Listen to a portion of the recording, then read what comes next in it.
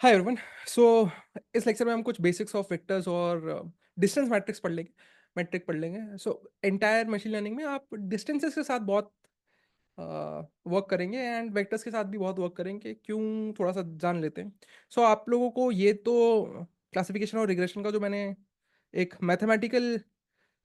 Mathematically हम उनके data set को कैसे रिप्रेजेंट करेंगे, एंटायर डेटा सेट को कैसे रिप्रेजेंट करेंगे फॉर अ क्लासिफिकेशन टास्क और अ रिग्रेशन टास्क, ये हम लोग ने देख लिया था। सो उसमें जो एक्सआई देख रहे थे आप, that was nothing but a D dimension feature, D dimensional feature, correct.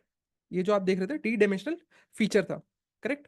सो कोई भी एक डेटा पॉइंट एक्स आई को वाई आई के लिए जो भी एक्स आई है, this is nothing but a vector, this is nothing but a vector.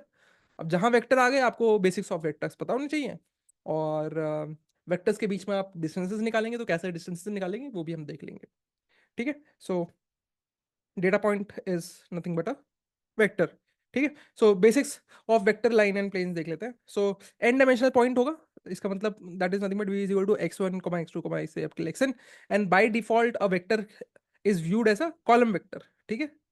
Bye default any vector is a column vector, पढ़ा था हम लोग ने लीनियर अलजेब्रा में, हम लोग ने पढ़ा था, ठीक है।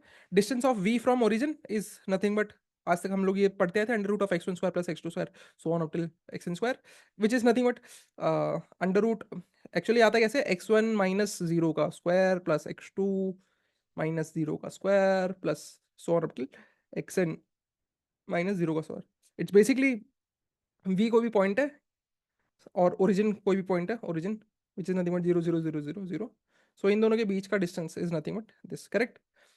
एक वी एक्स कोई वेक्टर है, वी वाई कोई वेक्टर है, v x let's say x1 x2 up till xn है, v x is a vector let's say x1 x2, v x is a vector let's से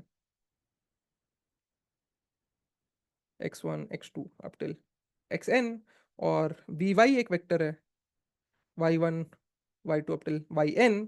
तो इन दोनों के बीच में डिस्टेंस कैसे निकालोगे, x1 माइनस y1 का whole square plus x2 minus y2 का whole square up till xn minus y1 yn का whole square, correct. Now dot product, सब ये सारी चीज हम लोग ने लीनियर अलजेब्रा में देख लिया था, ठीक है। सिंपल है तो तुरंत बता रहा हूँ, जो डिफिकल्ट होगा मैं बोल दूंगा क्या, लीनियर अलजेब्रा में पढ़ा है वहां से पढ़ लो, क्योंकि भाई मैं भी मेरा भी टाइम इंपॉर्टेंट है, प्लस आप लोगों में से बहुत सारे लोगों ने लीनियर अलजेब्रा की प्लेलिस्ट हमारी देख ली होंगी, तो भाई आपके लिए भी टाइम वेस्ट क्यों करना, ठीक है। और जिन्होंने नहीं देखी भाई वहाँ पे पढ़ाया हुआ है, जाके देख लो, ऐसा बोल दूंगा मैं। डॉट प्रोडक्ट हम लोग ने देखा होता है, x dot y is nothing but, इसको एक्स ट्रांसपोज वाई भी लिखा जाता है, इसको एक्स एक्स डॉट वाई को बहुत जगह पे एक्स कॉमा वाई और ये लेस देन ग्रेटर देन के बीच में भी लिखा जाता है, ठीक है। तो which is nothing but mod x mod y cos theta, mod x is nothing but x का लेंथ कितना है, वाई का लेंथ कितना है, और cos theta, theta is nothing but angle between these two vectors. Equation of line, equation of line आज तक हम लोग पढ़ते आए थे, y equal to mx plus c होता है, ठीक है, या फिर ax plus b y plus c होता है, correct. ax plus b y plus c को ही अगर मेरे को y equal to mx plus c के फॉर्म में लिखना है तो हम ऐसे लिख सकते हैं, y को इस तरफ रखते हैं, बाकी सब चीज को उस तरफ फेंकते हैं, तो ये हो जाएगा minus a by b x minus c by b, तो minus a by b is nothing but m, और ये minus c by b is nothing but ये कैपिटल सी, जो भी, ठीक है। So a x one plus b x two plus c को मैं इस तरीके से भी लिख सकता हूँ, लेट्स से अगर x1 और x2 मेरे दो डिमेंशंस हैं, सो मैं इसको w1 x1 plus w2 x2 plus w not भी लिख सकता हूँ, c को w नॉट लिख दिया, ठीक है। This c is nothing but intercept on y, intercept on y, right. x जब जीरो होगा तो ये y एक्सेस की लेंथ, ठीक है।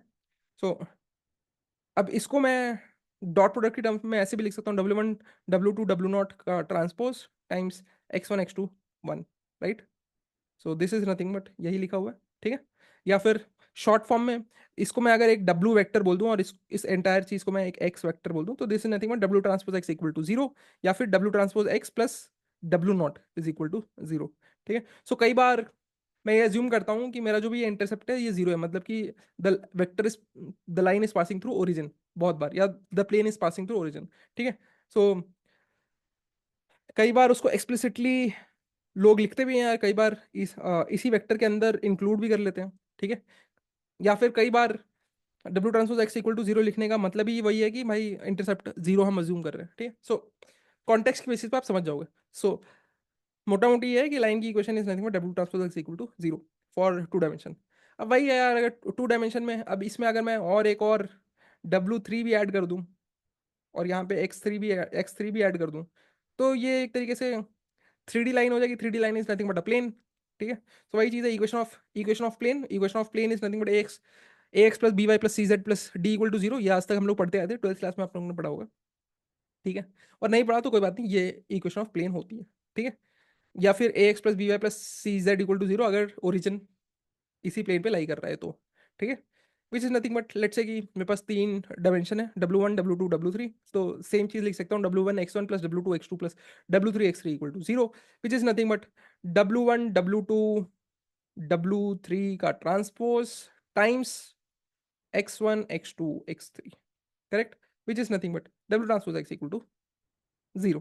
ठीक है. वेयर दिस W वेक्टर जो भी था, W1 W2 and W3 transpose vector by default is column vector. मैं रो की तरह लिख रहा हूँ इसलिए मैंने इसको ट्रांसपोज लिखा, बस और कुछ नहीं.